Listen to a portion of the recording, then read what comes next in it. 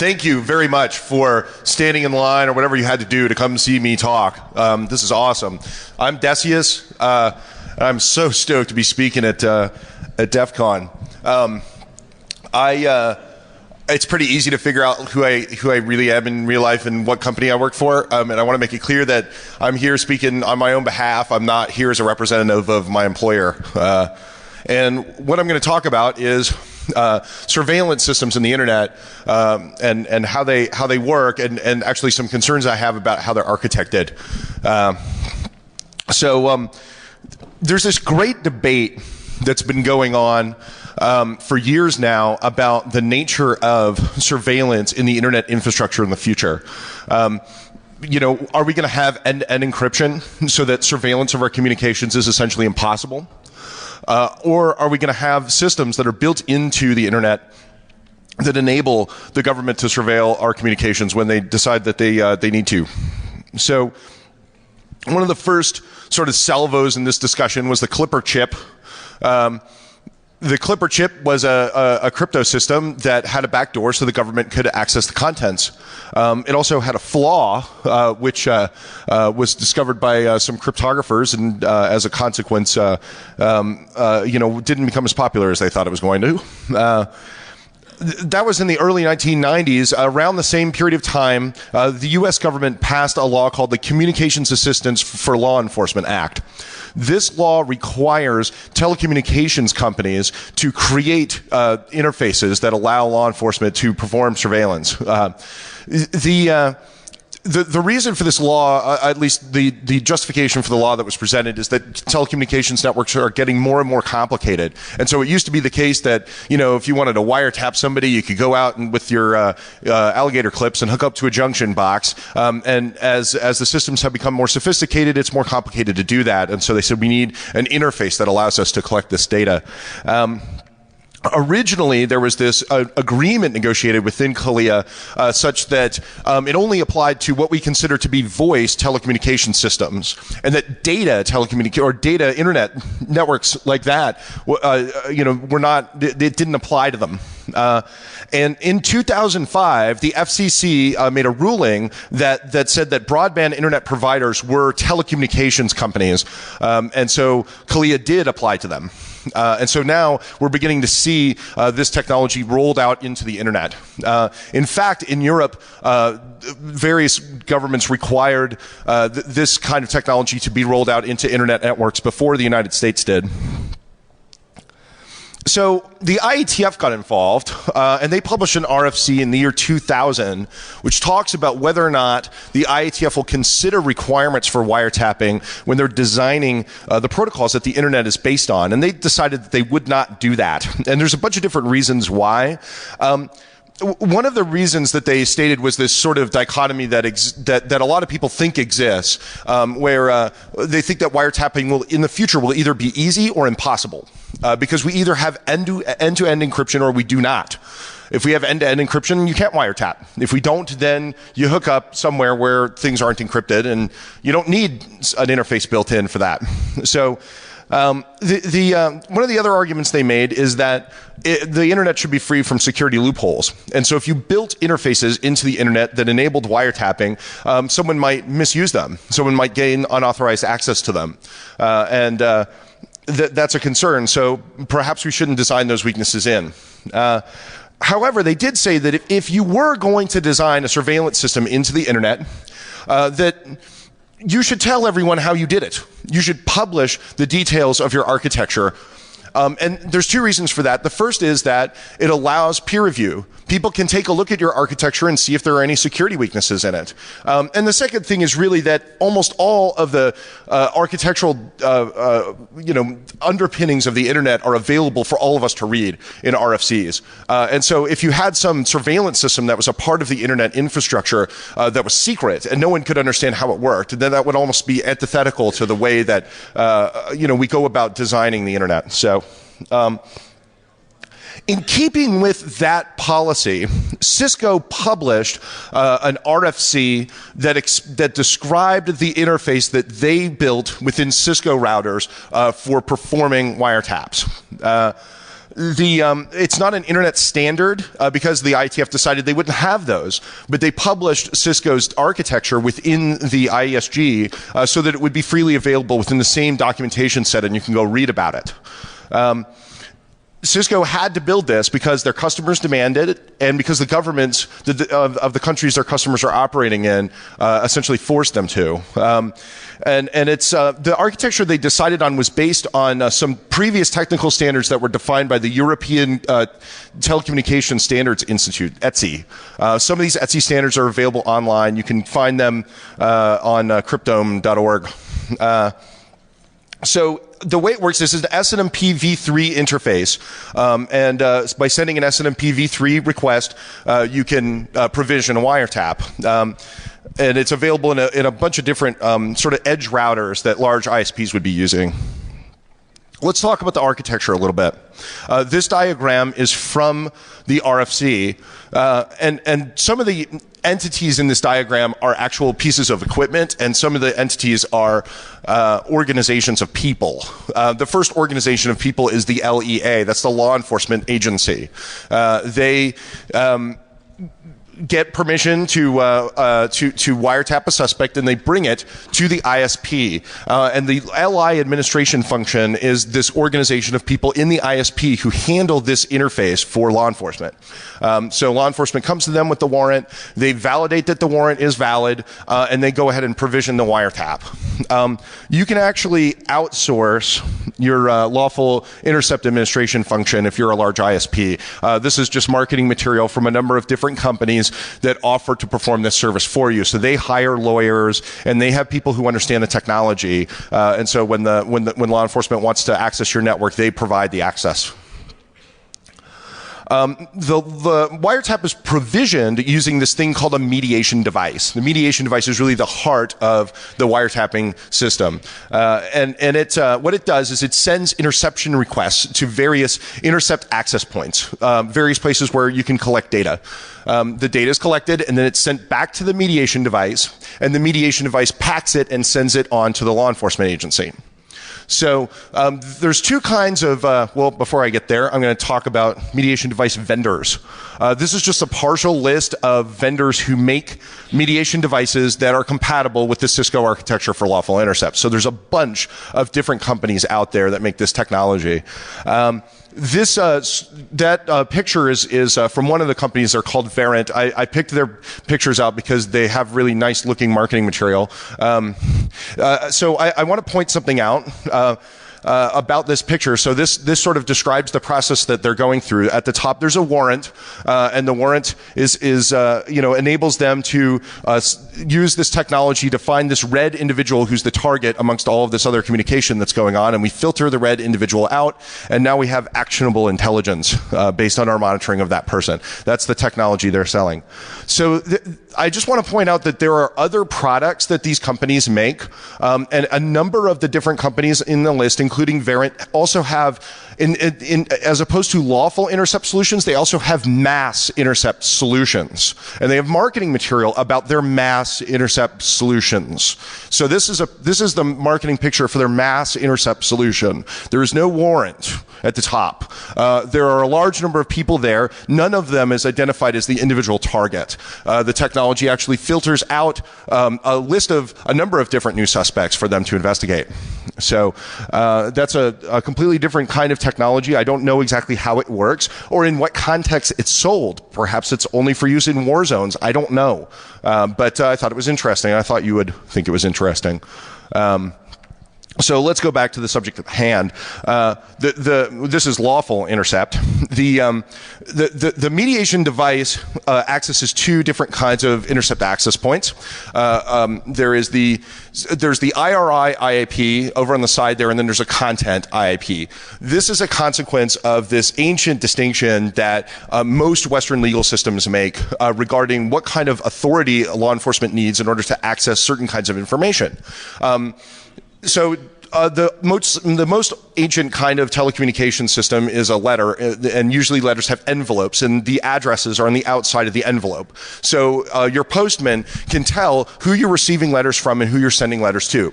And so that's not as private as the contents that are inside the envelope. And most Western legal systems acknowledge that distinction. And they say that if law enforcement wants to know who you're sending letters to and who you're receiving them from, they need a certain level of suspicion and a certain amount of documentation. And if they want to actually open the envelopes and view the content inside, they need to establish a greater level of suspicion, and they need to have even more documentation and authorization. So this actually ends up impacting this technical architecture in the internet, where you have these IRI IAPs that only collect addressing information. They collect to and from addresses and other things like that. And then on the other hand, you have content IAPs, and content IAPs can collect the entirety of a communication and not just the headers. So I'm going to forget about IRI IAPs. A number of them are manufactured by the different companies on the list in the previous slide. Cisco routers are content IAPs. They provide the full content. So if we go back to this diagram here, you can see this interception request gets sent from the mediation device to the content IAP. The interception request tells the content IAP what content we want to collect, and that content is sent back to the mediation device by the content IAP. The interception request is an SNMP v3 request. It's a single UDP packet that goes from the mediation device to the router. It tells the router everything that the router needs to know about the wiretap. What addresses, what IP source and destination addresses you want to collect, what source and destination port numbers you want to collect, and where to send the content. Where does the output go? And also what transport to send it over. And I'll talk more about that in a minute. These are just little pieces of the MIB for the interception request. There's actually a whole bunch of different information that can be specified in this request. And the whole MIB has been published. You can Google it. It's called the TAP MIB. So let's look at, the reason that the IETF said that these things should be published is so that we can look at them from a security perspective and see whether or not we think that they're strong or weak. And that's what I'm trying to do with this work. So let's consider, what security concerns exist for lawful intercept. And I don't evaluate all of these issues in this talk. I'm only focused on the third one, but I wanted to mention all of them so we have like a full framework for how you analyze these things. So the first thing that you need to consider if you were going to design a system for wiretapping is that you need to make sure that the subject cannot figure out that he's being wiretapped. And if you go read the RFCs for the Cisco interface for lawful intercept, they explain how they go about doing that. They talk about how you don't want to have an additional hop that shows up in the trace route when wiretaps are happening, for example.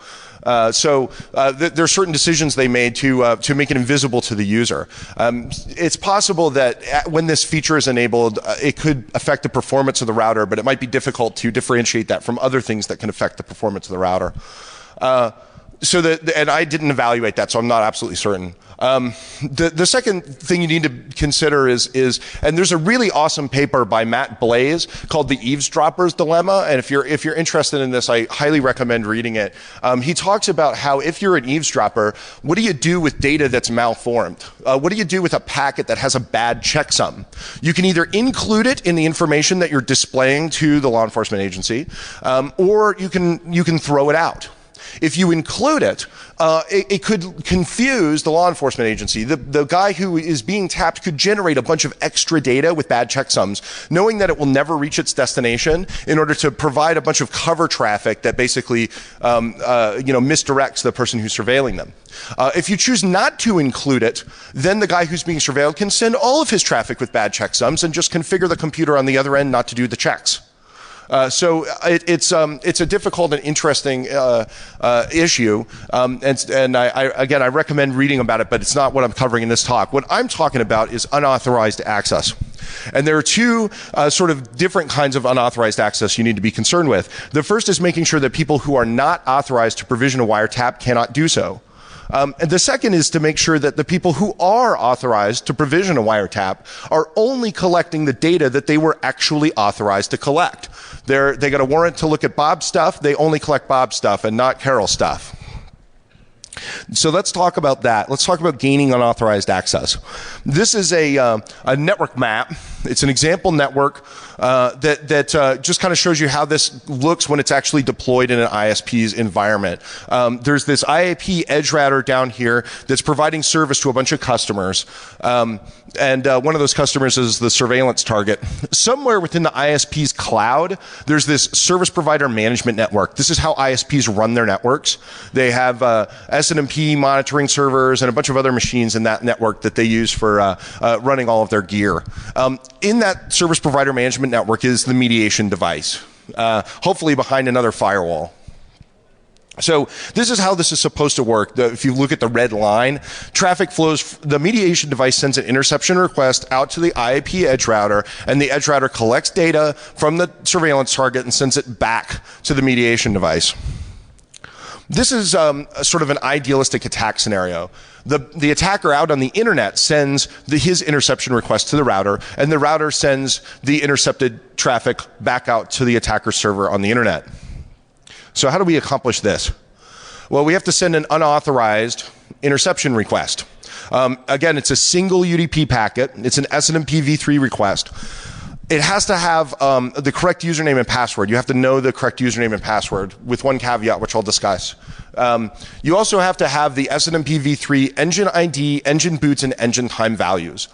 Those are three numbers that SNMP v3 uses to prevent replay of requests. You can get them from the router as long as you can talk SNMP to it. You don't need a username and a password to get them. It will hand them out to anybody who asks. And they can be shared between different people. So if you ask for it, you can hand it to Bob and he can and he can use it. So it doesn't matter what source address you're coming from. The attacker would need to be able to interact with the interface, at least to send a packet that the interface will receive. So packet filters could play a role here, and I'll talk about that too. Obviously, because it's a single UDP packet, it can be spoofed, but there are caveats to that. Also, encryption might prove to be an obstacle, and I emphasize might. The first thing you want to do, as I said, is you got to have the right username and password. So it turns out that there was this vulnerability in SNMP v3 implementations, which was disclosed in the middle of the summer of 2008, that allowed somebody to access an SNMP v3 interface without knowing the password. It affected a bunch of different implementations. SNMP v3 messages are actually authenticated using an HMAC, and the HMAC is calculated with the password. So when a router receives an SNMP v3 request, they're supposed to, the way the RFC is written, it's supposed to take that HMAC out and check to make sure it's 12 bytes long. If it's not 12 bytes long, it throws the HMAC away. And it throws the packet away. If it is 12 bytes long, then it goes further and does verification. It turns out that that particular piece of code was not actually implemented by a bunch of different SNMP v3 implementations. So regardless of how long the HMAC was, the software would proceed to the verification step. And that function there is the actual verification function. The software would go calculate its own HMAC, and then it would compare it with the HMAC that was in the packet. And it used the length from the packet to do that comparison operation. So if you send 1 byte as your HMAC, and that 1 byte happens to be the correct first byte for the real HMAC that you're supposed to send, your packet is accepted as valid. In practice, this means that you send 256 requests, one for each possible byte, and one of them will be accepted. So you don't need the password. As I mentioned, this was disclosed in June of 2008. It impacted a bunch of different vendors. What's interesting is that a lot of the iOS software trains that support lawful intercept were never vulnerable to this vulnerability. And both the vulnerability and lawful intercept have existed in iOS version trains for many years. So obviously Cisco had two source branches here. One of them had the bug and one of them didn't. I did find one version in particular that had both the bug and the feature. There were probably others. I didn't exhaustively search the list, but the Cisco 10,000 2000 series router supports this particular version train of iOS, and it had both the vulnerability and the lawful intercept feature. Another thing I want to say is that this particular series of router supports IPVPNs, and IPVPNs are a personal pet peeve of mine, so I like grinding this axe. When I think of a VPN, I think of encryption, and there are a bunch of people out there who sell VPN systems that are encryption based, but the service provider industry sells service provider VPNs, and they use the word VPN, but these VPNs do not have any encryption in them, and I think it's misleading. I think there's a lot of companies out there that buy these things thinking that they're buying encryption, and if you press the service providers about it, they'll say, it's okay, our networks are not subject to surveillance. So it turns out that yes, they are. In fact, you can specify a VPN that you would like to listen to within the interception request. So in fact, there is a reason that there's a good reason for making a distinction between encrypted VPNs and other kinds of VPNs that are not encrypted. Anyway, let's say that the router that you want to target has been patched, and that's probably a realistic scenario because the vulnerability was disclosed 2 years ago.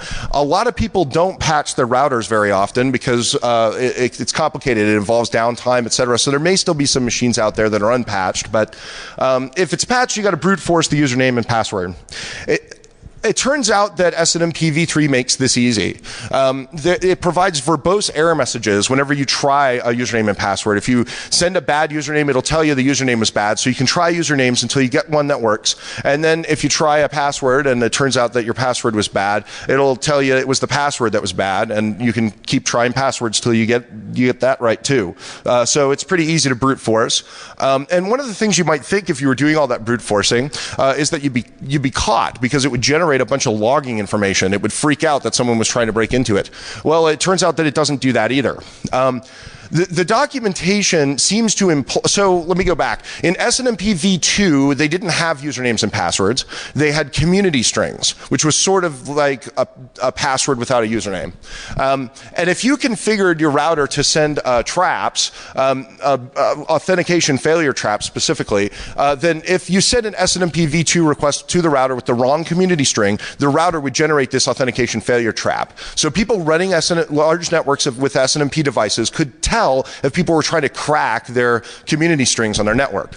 The documentation strongly implies that this is also true for SNMP v3, that if you have these traps configured on your router and someone's trying to crack your username and password, those traps are going to get generated and you'll be able to know that this is going on. But it turns out it actually doesn't work. I tried a bunch of different iOS versions and no traps or informs are generated when bad usernames and passwords are used. And so I told Cisco about it because I figured it was an implementation bug. And they decided after deliberating for a while that it was actually a problem with the documentation. And so there's actually this bug number down here in CCO you can look up. It tells you that the documentation is wrong, and in fact they don't generate any traps or informs when authentication failure occurs. So the other thing is that you'd think that once you got in and you started your wiretap up, that would result in some sort of audit trail, but actually that doesn't result in an audit trail. So inside the MIB for the interception request, you can actually turn notification off. You can say, don't tell anyone about this wiretap, keep it a secret. It's between you and me, router. So this is really bizarre in my mind. I'm gonna skip slides a little bit.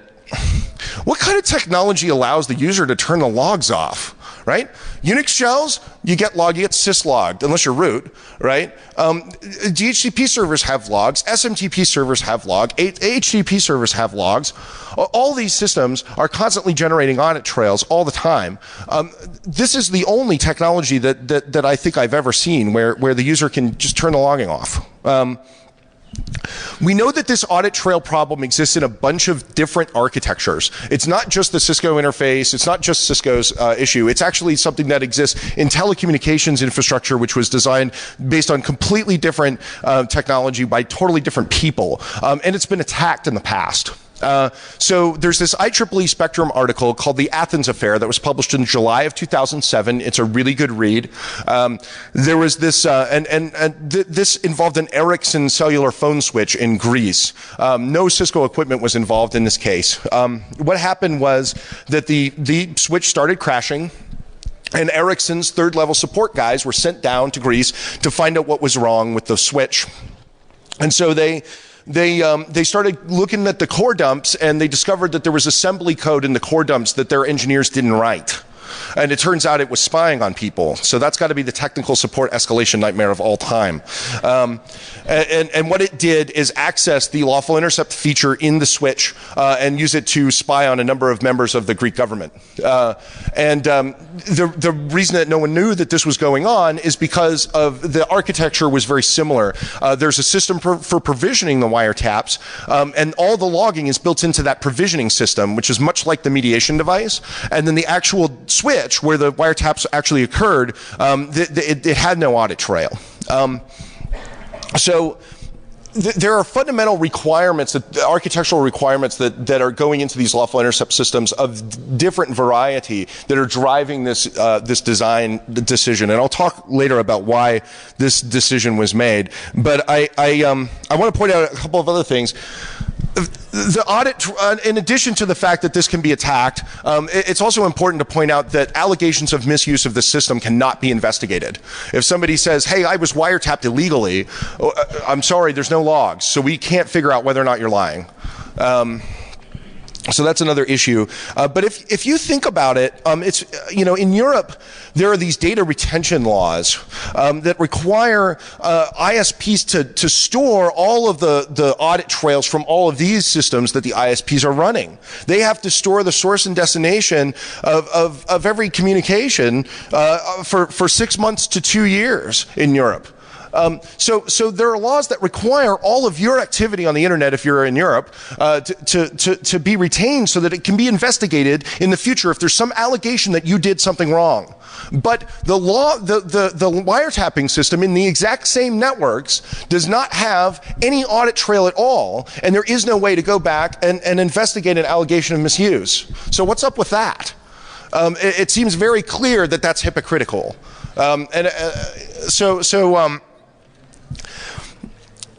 I'm going to go on to the next issue, but once I get further into this talk, I'll explain exactly why they designed it that way and how they can design it differently so that it doesn't have to work that way. So another neat feature of this system is that the output stream is very flexible. Once you've provisioned your wiretap, you can send the output to any destination on the global internet over any port using 4 different encapsulation schemes, two of which are UDP based, one of which is TCP, and one of which is STCP based. So you can send this thing anywhere, and you can make it look like anything.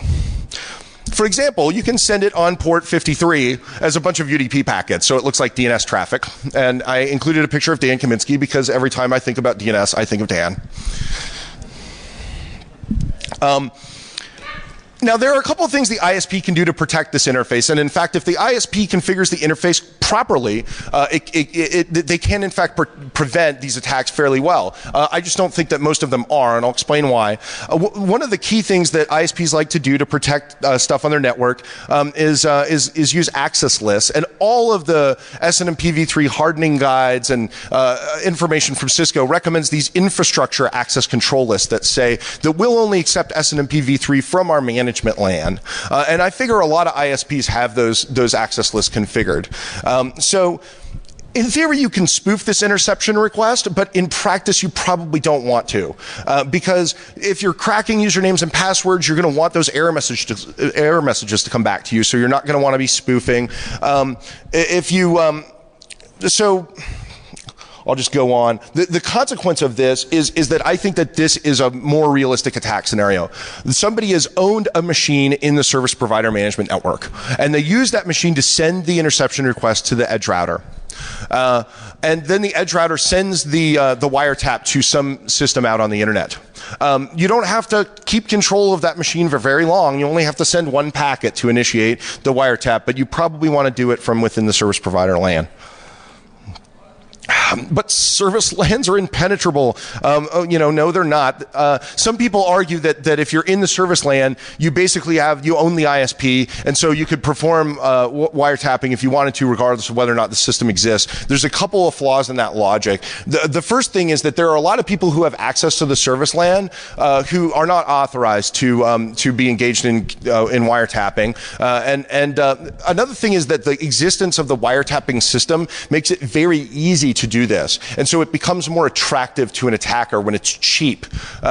There is a FRAC article from it's almost 10 years ago, I think, that talks about if you get in a router and you have enable access, you can configure IP and IP tunnel from that router to someplace out on the internet and have the traffic go all the way out there and then all the way back and then come back out the router. And so that's a way of putting a wiretap in a router if you have control of it.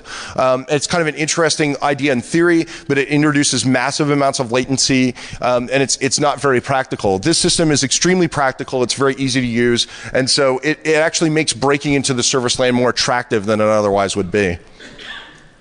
So there's another kind of access list that's actually way more effective than these infrastructure access lists that an ISP could potentially configure. But I don't think a lot of people used it because it's not well documented. You can configure an access list for an SNMP user group. And you can say this user cannot use this interface unless they come from a specific IP address. Again, you can spoof the request. So, and the other thing is things like the SNMP v3 engine values, again, can be shared between sources. So you could have collected them from your address because you can interact from that address and then just send the interception request from this IP. So it's not a perfect solution. What it does that's actually kind of interesting is it gives you an audit trail. If you send a packet to the router from the wrong address and you have this access list configured, the router will send that authentication failure trap that I couldn't get it to send when you have the bad password. So that's bizarre, but it's actually pretty useful if you have to run this on your network. So another thing you could try is encryption. The documentation says, although encryption is not necessarily a requirement, it is highly recommended. You can get this lawful intercept feature on your router even if your router does not have an encryption iOS build. And there are certainly places where people are operating this system without encryption. I don't think you can adequately protect this system without encryption, but there are places where they're required to run it even though they don't have encryption. There are two kinds of encryption you could run if you were going to run it. One of them is SNMP v3 encryption, and that's a pretty decent idea. It doesn't solve all of your security problems, but it makes things harder for an attacker. You can also implement an IPsec tunnel, and that's what people are usually doing for this. That's what the RFCs recommend. But an IPsec tunnel doesn't solve all your problems either. So an IPsec tunnel exists at a different layer than SNMP v3, and it says all of the traffic between these two addresses will be encrypted. So you have a tunnel between the mediation device and the IP edge router. Well, let's say I'm launching my attack. I launch my attack from this other machine that's not the mediation device, and so the router's not expecting that attack to be encrypted, and so it accepts it in the clear. And I'm sending my output to another destination address that is not the mediation device, and so that destination address is not inside the IPsec tunnel, and so the router's going to send it to me in the clear. And so your encrypted tunnel doesn't really prevent me from accessing this without authorization. The only way to really lock this down is to couple that IPsec tunnel with the user group access control list that I mentioned before. So how practical is this attack? Again, what I think service providers are doing, they're using the SNMP v3 infrastructure IP access control list. Some service providers were vulnerable to that CVE. Some might still be. There are certainly service providers that are not using encryption. So I think when you add all those things up, this attack is practical on some real networks on the internet. I have a bunch of recommendations for how you can deploy this on your network such that it's secure. I've pretty much already explained them, so I'll skip this. I also have recommendations for how to change the architecture of this protocol so that we don't have some of these security issues. And I would like to make progress, I guess, toward changing some of these protocols so that they're more secure, but I don't know if I have been making progress in that regard. In terms of SNMP v3, there are certain things that you could do to make it harder to brute force usernames and passwords. However, the working group for SNMP v3 is closed. So in order to get this standard changed, there has to be this whole process in the IETF to reopen the working group. Then you have to have this whole standards discussion, and it's like a 2-year road to getting this done, and it's a lot of work. I also have some recommendations for the lawful intercept system. In particular, I think that there needs to be an audit trail. The reason that there isn't an audit trail is that they don't want the people that run the ISP network to know that wiretaps are taking place. If the the people who work for the ISP are not necessarily authorized to have that information. And if they could configure their own audit trail for themselves in the router configuration, then any time a wiretap was being provisioned, they would get a notification and they could tell somebody. So that's potentially a problem. And the way I think you solve that problem is by enforcing agreement between the router configuration and the wiretap. So the router could be configured with a number of different destinations to send the audit trail to. And as long as the interception request includes one of those destinations as the place to send notifications, the interception is allowed to proceed. That way, the guy running the router cannot configure another address that the law enforcement organization doesn't know about, and the law enforcement organization cannot do wiretaps without having some sort of audit trail. And attackers cannot do wiretap without having some sort of audit trail. I think that makes a lot of sense. But again, this is just I'm a security researcher. I don't work for the companies that make this technology. I haven't been involved in the standards dialogue, so there could be good reasons why this idea doesn't fly, but I don't know what they are. I'm just trying to be helpful here. So what's going to happen in the future? This is really what I think is the interesting part of this discussion. It's like what's going on with wiretapping in the internet today, and how's it going to evolve over time, and what kind of place do we want it to evolve to? So it seems to me that illegal wiretapping used to be really easy. Telco junction boxes used to be pretty easy to access. Get a couple of alligator clips and open the box up and connect to it. Frequency scanners, many of you have them here, can listen to people's cordless phone calls or their cellular phone calls, etc. Over time, that's been getting harder. Cell phones now usually have some encryption in them. It's not impervious to attack, but it's not as easy as going down to Radio Shack and buying a scanner. It's getting more difficult to actually listen to people's phone calls at the junction box because it's not just a voice call that's going across copper anymore. You've got voice over IP that's going over ADSL. You've got this whole protocol stack, and you have to have equipment that can parse that protocol stack in order to get back to the voice call. I think that's actually something that's going to get easier. So there's this thing that's changed over time where originally it was really easy to listen to voice calls at the junction box, and it's gotten more complicated as we've gotten more protocols, more digital telephony. And now it's expensive. You have to go out and buy this protocol analyzer that costs a lot of money if you want to perform that kind of... Did you say 5 minutes? Oh, I thought I had an hour. All right. So what's going to happen in the future is GNU radio and software-defined radio will make it easier to have a protocol analyzer without having to spend tens of thousands of dollars. And so as a consequence, it might be easier to do that in the future than it is today. I also think we may never see perfect end-to-end encryption on the internet. That's something that a lot of people believed a few years back, but I don't think it's necessarily going to happen. People don't tend to want to deal with public keys. People in this room might, but people in general don't. Where encryption really makes a difference is when it's link layer encryption. Things like your cell phone that you don't have to think about, you don't have to authenticate, and it actually does protect your security. So one of the things I think is that if you want to cut down on illegal wiretapping, anything that you can do to help put link layer encryption into the infrastructure will make a difference. But there's this other question about should we build this wiretapping infrastructure? And the consensus view of the computer science research community is that you shouldn't, because of the sort of risks that I'm describing in this talk. That people can use this stuff without authorization, and it introduces a security risk by being there.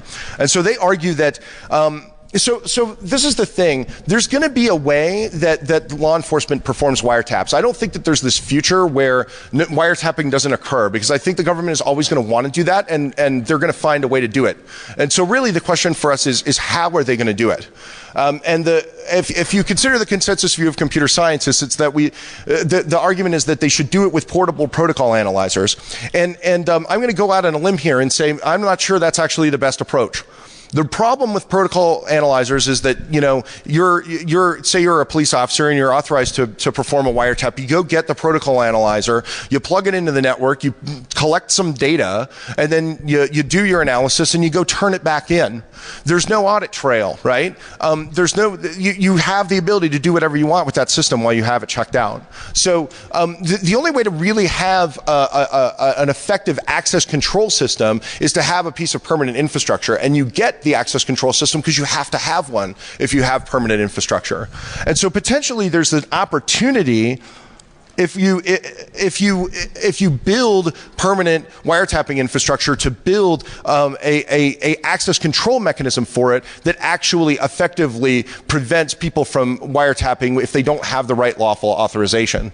And so if we see this future where you get more link layer encryption and you get a more effective system for access control, you could significantly cut down on all kinds of illegal wiretapping, whether it's done by individuals or it's done by people in the government.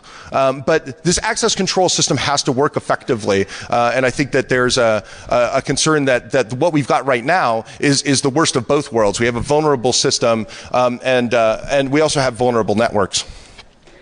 So I have two more points I want to make. The first is that peer review is important. It's a good thing that Cisco published this architecture in the IESG, that we have the opportunity to read it, that we can understand how it works, and that we can question its security properties. There's a bunch of other lawful intercept technology that's being made by a number of different vendors that's deployed all over the world, and almost none of it has been subjected to this kind of peer review. So, what we do in the security scene is, in this conference is we go find vulnerabilities in things, and when you do that kind of analysis, it's amazing what you find. Barnaby Jack tomorrow is going to jackpot a couple ATMs on stage. You figure guys who make ATMs are probably pretty serious about their computer security, but somebody went and did an analysis and it turns out there are vulnerabilities. In order to have a really secure infrastructure, we have to do that kind of analysis with everything that we're putting into play. And so that sort of analysis is necessary for these systems too. And hopefully other people will go on and do further projects like this. So what can you do to prevent illegal wiretapping? You can try to work on projects that involve link layer encryption, as well as end-to-end encryption, although I think that they're less likely to be adopted. You can help peer review intercept systems that are out on the internet. There's a bunch of technology out there that hasn't been looked at.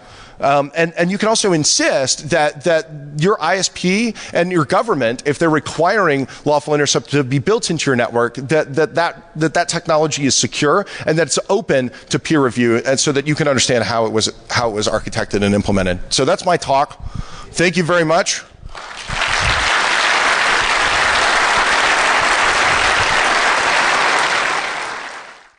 Thank you very much for standing in line or whatever you had to do to come see me talk.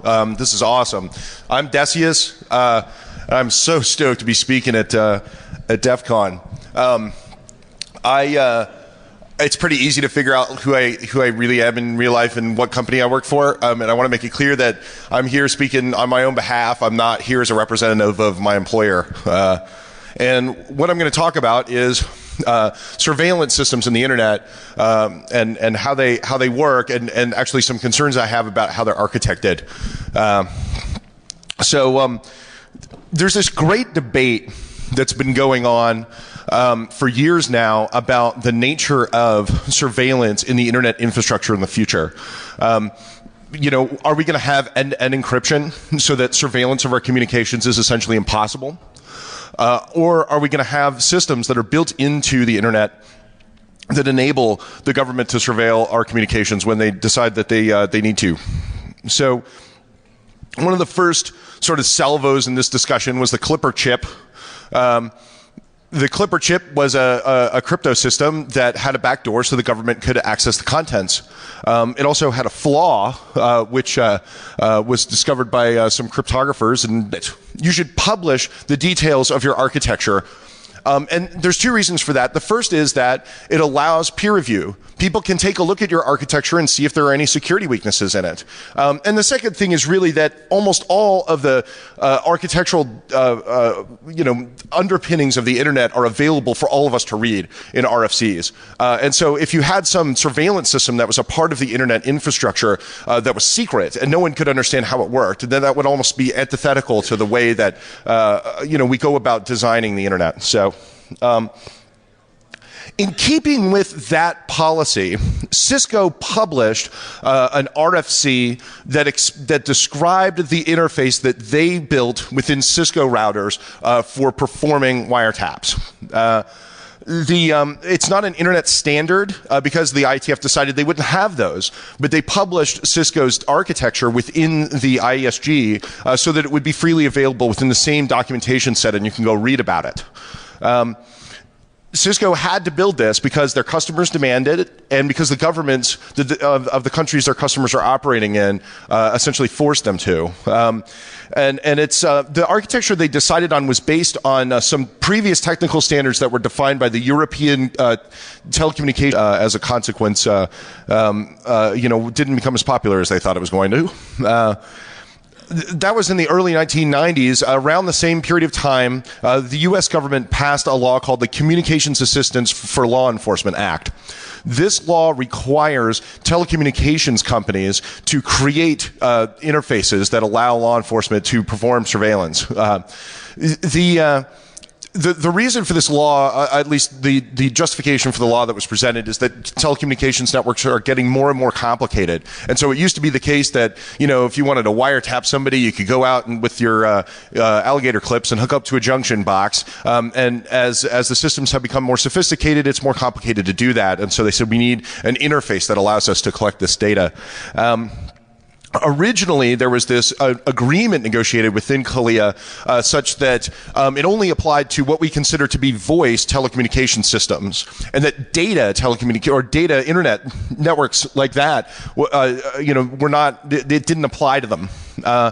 And in 2005, the FCC made a ruling that said that broadband internet providers were telecommunications companies, and so CALEA did apply to them. And so now we're beginning to see this technology rolled out into the internet. In fact, in Europe, various governments required this kind of technology to be rolled out into internet networks before the United States did. So the IETF got involved, and they published an RFC in the year 2000, which talks about whether or not the IETF will consider requirements for wiretapping when they're designing the protocols that the internet is based on. And they decided that they would not do that. And there's a bunch of different reasons why.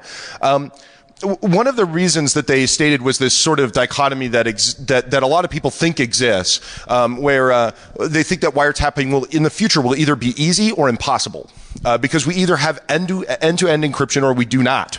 If we have end-to-end encryption, you can't wiretap. If we don't, then you hook up somewhere where things aren't encrypted, and you don't need an interface built in for that.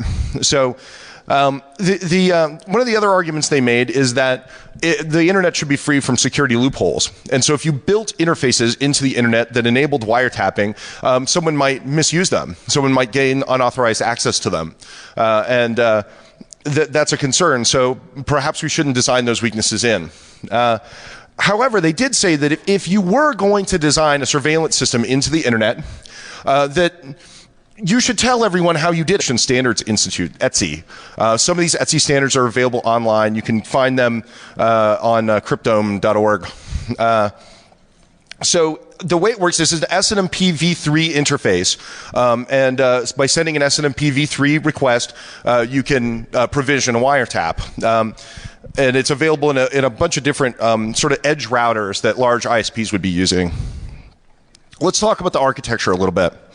This diagram is from the RFC, and some of the entities in this diagram are actual pieces of equipment, and some of the entities are organizations of people. The first organization of people is the LEA. That's the law enforcement agency. They get permission to wiretap a suspect, and they bring it to the ISP. And the LI administration function is this organization of people in the ISP who handle this interface for law enforcement. So law enforcement comes to them with the warrant, they validate that the warrant is valid, and they go ahead and provision the wiretap. You can actually outsource your lawful intercept administration function if you're a large ISP. This is just marketing material from a number of different companies that offer to perform this service for you. So they hire